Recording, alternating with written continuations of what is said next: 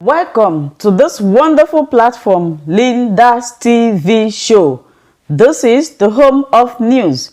If it is your first time of coming across this YouTube channel for the first time and you like what you see, please subscribe, put on your notification bell so that you'll be able to know when I upload a new video. In this platform, we'll present to you news across the globe, especially what is happening in Nigeria. Before we present the news, we analyze it and we'll sit down there to watch it together with you. Then later we'll go to the comment section to talk about it. Of course, you are free to criticize, you are free to comment, you are free to leave your own opinion because you are entitled to your opinion, but let us do it constructively. The headline is "Stop Calling Eastern Security Network a Terrorist Group" by Adebayo Raphael, published by Sahara Reporters. And I'm going to read it, please, if you bear with me. The Nigeria that Buhari desperately desires is one in which all Nigerians practice fatalism.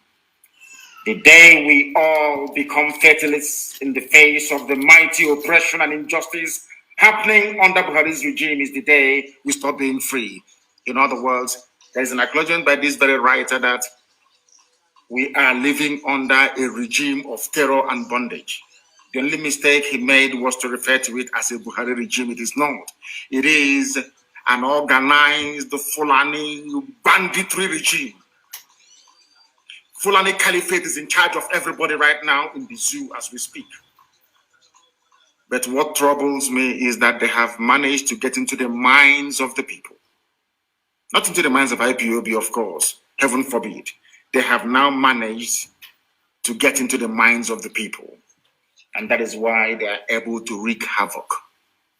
And I want everybody, those of you from the Middle Belt, those of you from the South, those of you who are still in support of one Nigeria, I want you to understand what is to come. As a result of your foolishness and your stupidity, you are handing over your land to Fulani people, and I'm going to prove it to you this very evening. This very brilliant writer, Adebayo Raphael, went on to say that the news mediums reporting ESN as a terrorist group are doing a great disservice to the Nigerian people. Do you understand this very clearly? There are some media houses, some newspapers and all the rest of them trying as much as they can, of course, with very limited success to tag Eastern Security Network a terrorist group. And why are they trying to do that? Why do you think they want to tag ESN a terrorist group? Not Fulani bandits, no, not Miet Yala, not at all. Not those killing, raping, pillaging, and sacking towns and villages. Not at all. Not those that have renamed some villages in Benue State into Fulani names. No, they're not terrorists. It is ESN. Why? Ask yourself that simple question. Because Eastern Security Network is on record as being the only people to drive away Miet Yala from any state in the entire Nigeria. We drove Miet Yala away from Ebonyi State after 4 years of war. 4 good years of war. They ran away from Ebonyi State. That is why they have now gone to go and bring in their big guns, their big brothers. But we're going to face them and we shall defeat them. Miet Yala was in Ebonyi State as a fully fledged, functioning, Fulani-sponsored terror group. Even your so-called presidency said in the public that they are legitimate stakeholders in the government. In other words, what is happening in Nigeria today is an organized Fulani banditry. But some of you in the South are too stupid. You are too useless, you are too hopeless, you are too idiotic to see what Fulanis are going to do. But it's going to happen. Because before I came on air this evening, I had confirmation that they are now in Lagos. That was what they were trying to cleverly disguise as IPOB attack on Lagos. I want to let you understand. If I tell you the terror group in Lagos, you will marvel. But we know we have their intel, and I'm going to give it to you this evening as we proceed. They are trying to get you to tag ESN a terrorist group. Why? Because we defeated Miet Yala in the East. We rendered them useless. It was because of the work that Eastern Security did in the past, is doing now, and will continue to do. That is the reason why the Southern governors came together in Asaba only last week to announce a ban on open grazing, to try for the very first time in their lives to confront head-on this Fulani Islamic hegemony as a result of the bravery and sacrifice of Eastern Security Network men and women. Without ESN, by now, all of you would have been, it would have been over for all of you. By now, without this IPOB, all of you would have been gone. You see, I told you before that there is a method to our madness. We proceed very, very gingerly and cautiously, trying to take our people with us every step of the way, but above all, their understanding of the very perilous times that we're living in. These are the things you must calm down to educate yourself, because sometimes our people are always in a hurry. They're always in a hurry. In the process, they fail to factor in every variable that will enable them, or that should enable them, to understand the tactics of the enemy. Most of you don't understand the way the Fulanis operate, but we do. That is why we have been able to predict every of their move. This very person is telling us that anybody saying that ESN is a terrorist group wants you to become weak, wants you to become the oppressed inside Nigeria.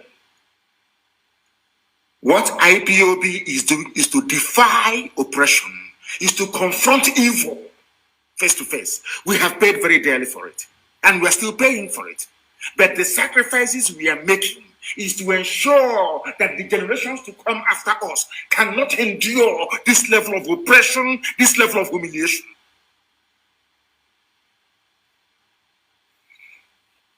Now listen to me very carefully. What the Fulanis are doing, according to this writer, Adebayo Raphael, by attempting to tag ESN a terrorist group, is to tell every Nigerian that you can never be free. That freedom means being targeted and killed by the Nigerian state.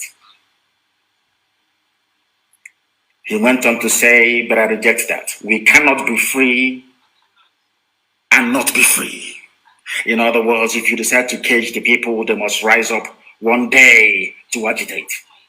He went on to remind us very, very simply that on 30th of May 2016, about 1,000 women, men, and children were peacefully marching to commemorate the killing of roughly, he said 2 million, of course, it's not 2 million, it's 5 million Biafrans that were killed between 1967 and 1970 by the Nigerian state and their British allies.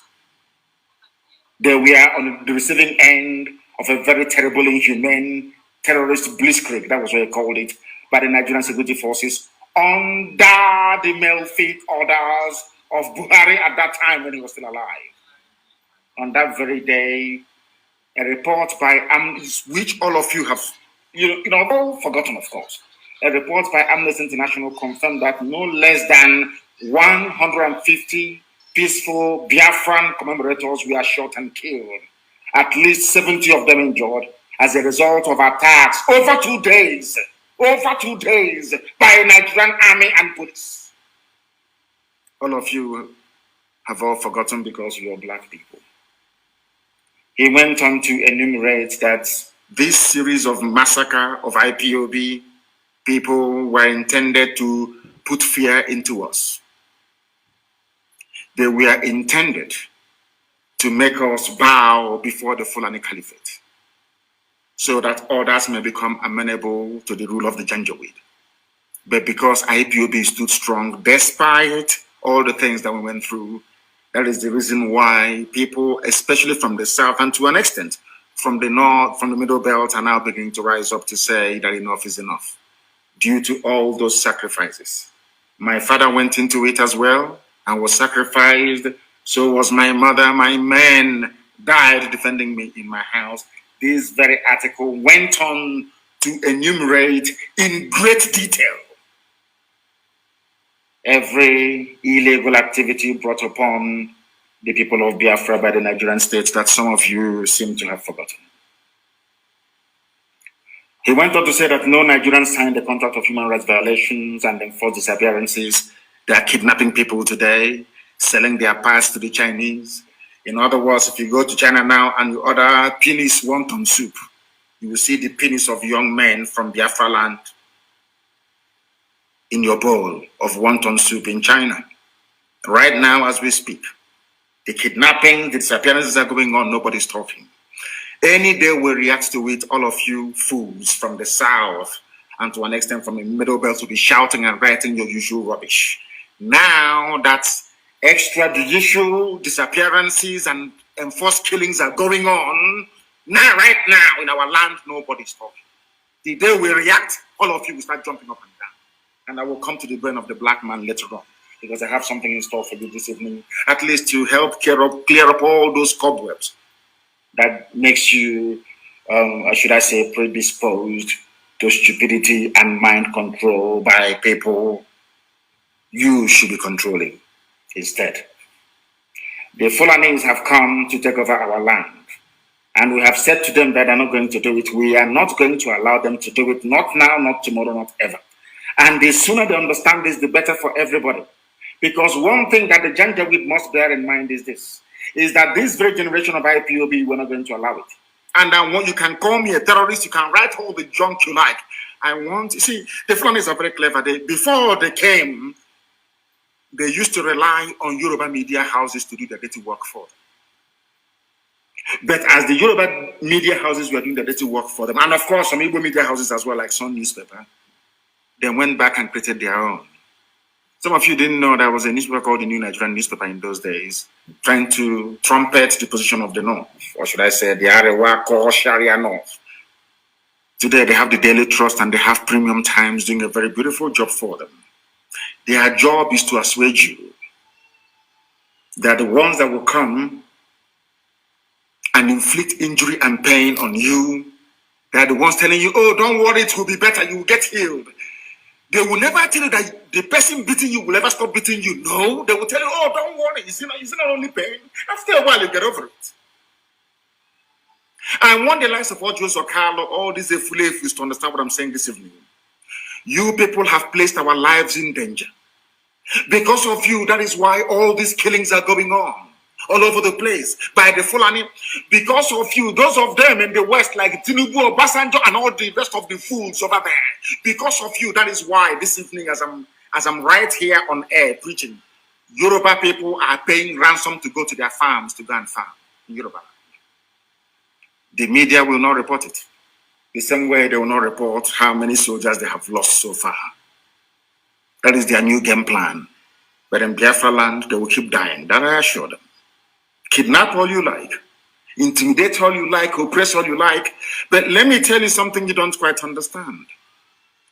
We are involved in a nationalist pursuit. We are pursuing the freedom of our land. And it can never stop. I want Fulani to understand this very clearly.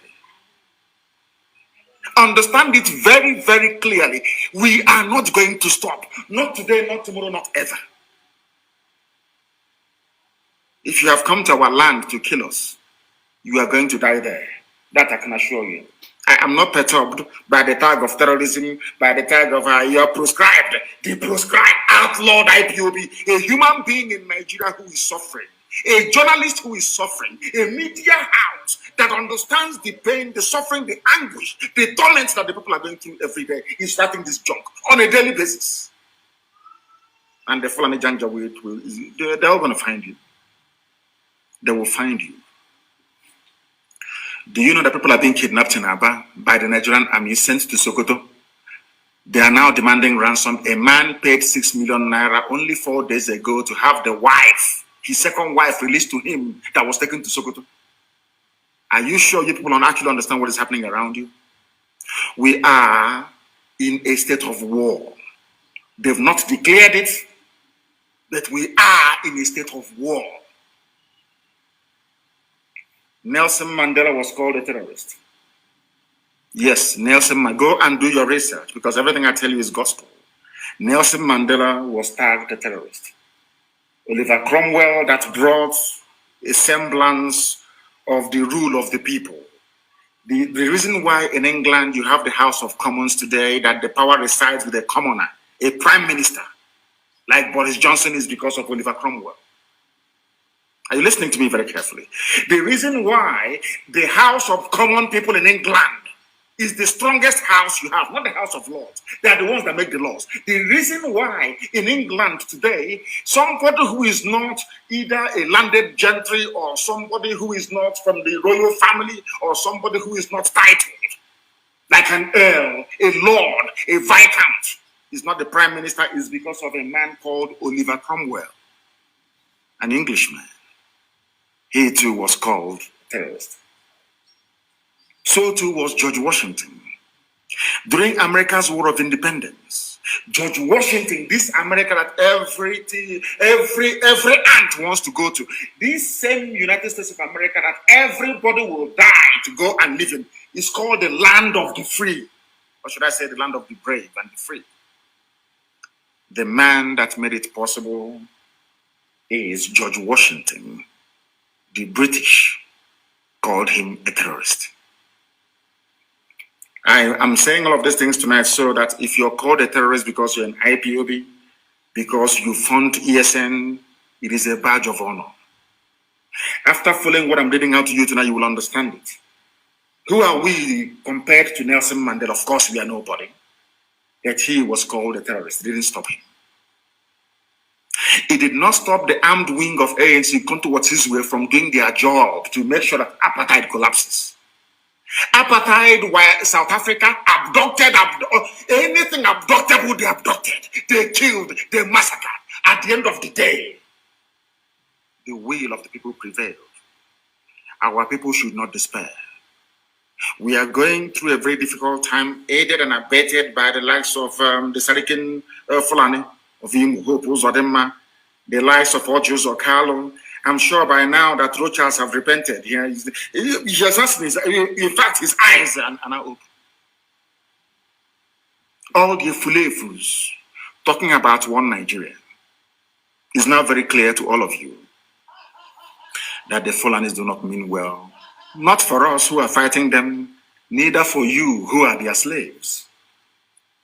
If Nelson Mandela can be called a terrorist, who am I? Oliver Cromwell was a terrorist. George Washington was a terrorist. Robert Mugabe of Zimbabwe was a terrorist. Even, let me shock you, all of you now. Some of you may have heard about a man called Dr. Zikiwe. Dr. Nnamdi Azikiwe is his name. I had to add Nnamdi to his name because he doesn't behave like one. Do you know that Dr. Zikiwe was called a terrorist and exiled to Ghana?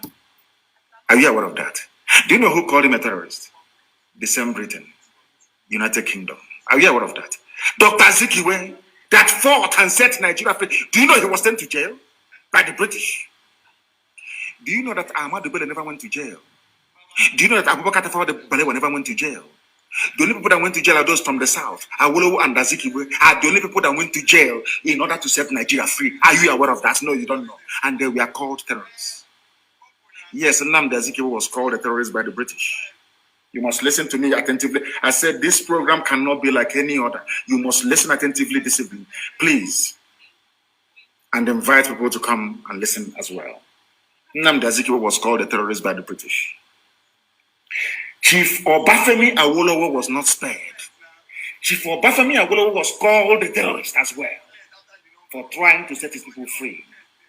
I want IPOB to know tonight that being called a terrorist because you're fighting for your land and your nation is a badge of honor. It means you've arrived. It means the enemy is scared of what you're doing. And it means that you're succeeding at whatever thing that you're doing. Are you following me? If you are in freedom fighting anywhere in the world and the people you're fighting have not come to refer to you as a terrorist, then that means you're not doing anything. That means you're not threatening the status quo. Do you understand me very well? That is why in our case... Thank you for always watching Linda's TV show.